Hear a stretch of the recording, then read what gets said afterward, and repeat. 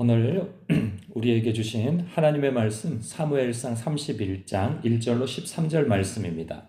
생명의 샘가 6월 9일 화요일 말씀 사울과 요나단이 죽다 함께 읽겠습니다. 블레셋 사람들이 이스라엘을 치매 이스라엘 사람들이 블레셋 사람들 앞에서 도망하여 길보아 산에서 엎드러져 죽으니라. 블레셋 사람들이 사울과 그의 아들들을 추격하여 사울의 아들 요나단과 아비나답과 말기수아를 죽이니라. 사울이 패전하며 활 쏘는 자가 따라잡으니 사울이 그 활 쏘는 자에게 중상을 입은지라.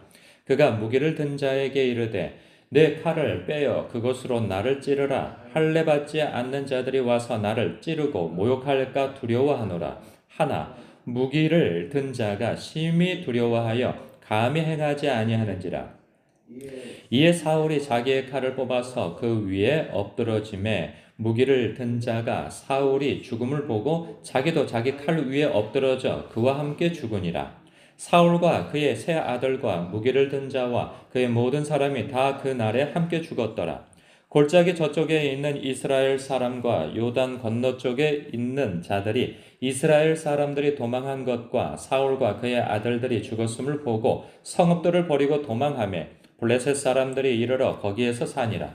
그 이튿날 블레셋 사람들이 죽은 자를 벗기러 왔다가 사울과 그의 세 아들이 길보아 산에서 죽은 것을 보고 사울의 머리를 베고 그의 갑옷을 벗기고 자기들의 산당과 백성에게 알리기 위하여 그것을 블레셋 사람들의 땅 사방에 보내고 그의 갑옷은 아스다롯의 집에 두고 그의 시체는 벳산 성벽에 못 박음에 길르앗 야베스 주민들이 블레셋 사람들이 사울에게 행한 일을 듣고 모든 장사들이 일어나 밤새도록 달려가서 사울의 시체와 그의 아들들의 시체를 벳산 성벽에 내려가지고 야베스에 돌아가서 거기서 불사르고 그의 뼈를 가져다가 야베스 에셀 나무 아래에 장사하고 7일 동안 금식하였더라. 아멘. 사울의 비참한 말로를 보게 되어져요. 그뿐만 아니라 그 아들들까지도 다 전사를 하게 되어지죠. 이스라엘 백성들은 말할 것도 없고 아주 큰 패전을 하게 되어집니다.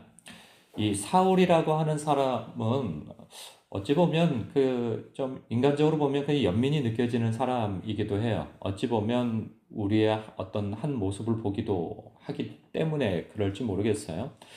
이 사람은 참 영으로 시작하였다가 육으로 맞춰지는 사람의 대명사이기도 하고 대표적인 사람이기도 하고 또한 아, 그, 뭐라고 해야 될까요? 세상에선 참 열심히 살고 잘 나갔던 사람이란 말이죠. 그리고 매력적인 사람입니다. 그러니까 신앙적으로 보나 사회적으로 보나 그는 참 매력적인 사람이에요. 왜냐하면 처음에는 하나님의 택하심을 받잖아요. 그리고 기름 부음을 받고 또 왕으로 세워지고 그리고 그의 성품은 굉장히 그 시작이 겸손합니다. 그리고 순종적인 사람이었고 또 하나 아주 용맹한 사람이기도 합니다. 지도자로서도. 그런데 그가 왕이 되어지고 난 다음에 그의 태도가 돌변하게 되어지죠. 권력을 갖게 되어지고 부유하게 되어지고 난 이후에는 그가 하나님 앞에 돌변하게 되어지는데 불순종하는 사람이 되어지고 그리고 그 하나님의 나라의 대리 통치자로서의 왕인데 자기가 지존자가 되어지려고 노력을 합니다. 그렇다고 그가 게으른 삶을 살지 않아요. 그는 아주 열심 있는 삶을 삽니다. 부지런한 삶을 살죠. 왕으로서도 이스라엘 그 땅을 아주 부강하게 하는 사람으로서 굉장히 공헌이 있는 사람입니다.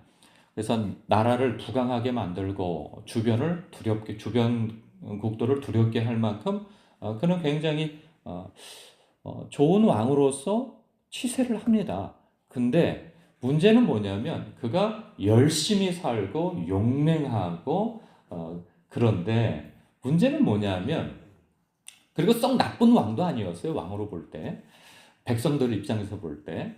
그런데 문제는 뭐냐? 하나님 없이 열심히 산 사람이요. 하나님 없이 용맹한 사람이요. 하나님 없이 그 왕으로서의 그러한 괜찮은 왕이었단 말이죠. 이스라엘은 하나님의 나라입니다. 그리고 왕 또한 자기의 위치를 알아야 돼요. 내 위에 진정한 왕이신 하나님이 계심을 알아야 되는데, 그 사울은 하나님 없이도 통치가 되어지는 나라를 세우려고 했어요.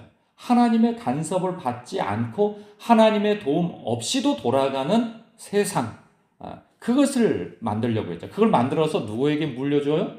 아들에게 물려주려고 했던 것이죠.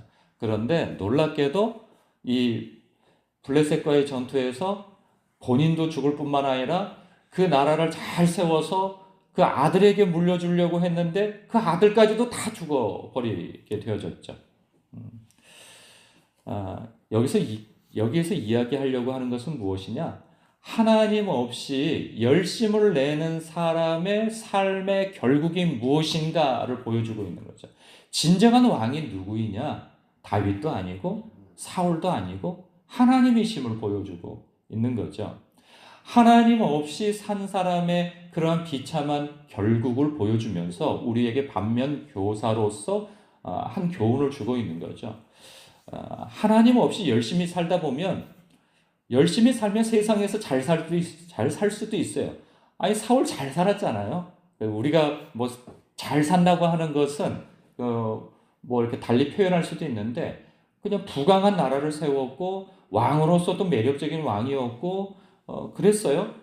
그런데 그것이 오히려 자신의 삶에 한때는 잘 살 수 있을지 모르나 결국에 가서는 그 과정 속에 두려움, 염려, 압박감, 정신적인 문제, 영적인 문제, 이것이 총체적인 문제가 되어져서 결국은 자신의 삶을 갉아먹고 또한 자신의 삶뿐만 아니라 가정도 무너뜨리고 또한 나라에게도 큰 해를 끼치는 그러한 삶을 살게 되어집니다.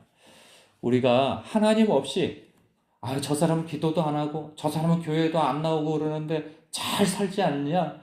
내가 열심히 기도하고 하나님을 붙쫓아 살아가는 게 다 무슨 소용이 있느냐? 그런 경우도 있을 수 있어요. 그러나 그렇지 않다는 것을 보여주고 있는 것이죠. 사랑하는 성도 여러분, 여러분이 하나님을 붙쫓아 살아가는 것이 복입니다. 여러분의 참된 주님, 참된 왕, 그분이 바로 하나님이신 것이죠. 우리도 다 왕 같은 제사장으로 부름받았습니다. 저마다 자기의 왕국에 왕으로서 살아가죠.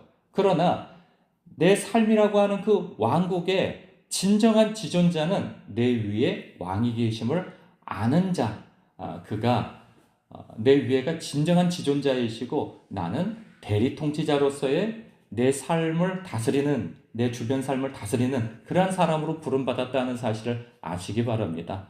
그래서 오늘도 하나님을 붙잡아 살아가시고 하나님의 그 통치와 다스림 속에 나를 맡기고 그리고 하나님의 통치를 받으며 하나님의 말씀과 성령의 다스림 속에서 오늘도 살아가고 하는 저와 여러분 되시길 주님의 이름으로 축복합니다. 기도하겠습니다.